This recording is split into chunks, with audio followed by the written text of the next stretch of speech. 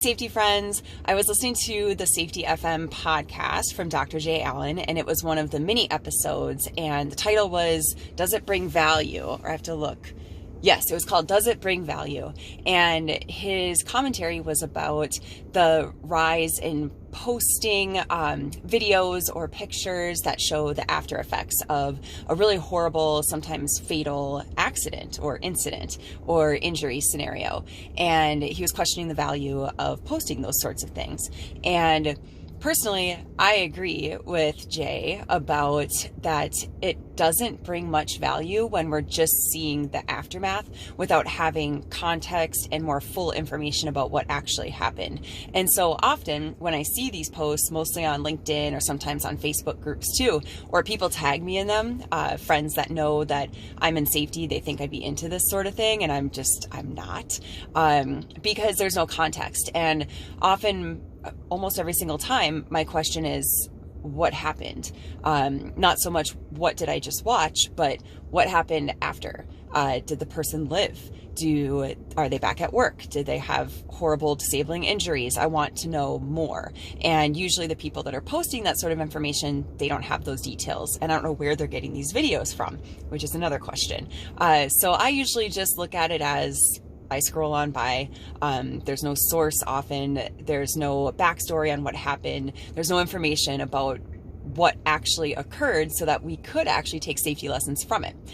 Now, there are times when I think posting about something for discussion after something tragic has occurred. Let's take, for example, the recent case of the building collapse in New Orleans. And I've posted about it on LinkedIn, and there's been a lot of conversation. And I've also posted about trench cave-ins, because those are continuing to occur.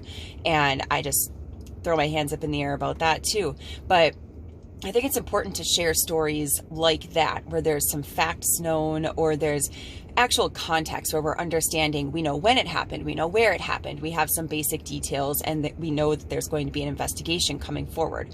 So I think it's important to look at the news and look at what's occurring in our industry, or even outside of our industry, so that we can take lessons learned and bring those to our people and have conversations, because we don't need to learn from our own mistakes all of the time. We can learn from incidents that happen to others and hopefully put corrective actions into place before the same thing could happen to us, because that's ultimately why we would want to study what has occurred to other companies, to other industries, so that we can learn and we can make sure that we don't repeat the same thing with our people. So I wanted to just say something about that, and I encourage you, if you don't listen to Safety FM, to take a listen to what Jay's talking about on his various posts. I especially like the mini format, because I'm usually a pretty quick communicator with the Alexa flash briefing and my version of podcasts, and also most of my videos, which the videos end up being longer. So, but let's just keep talking. I think it's valuable to share so that we can have lessons learned, but we don't necessarily have to personally learn all of the lessons in order to work safely. So have a safe day, have a great weekend, and I look forward to more conversation with you all. Thanks.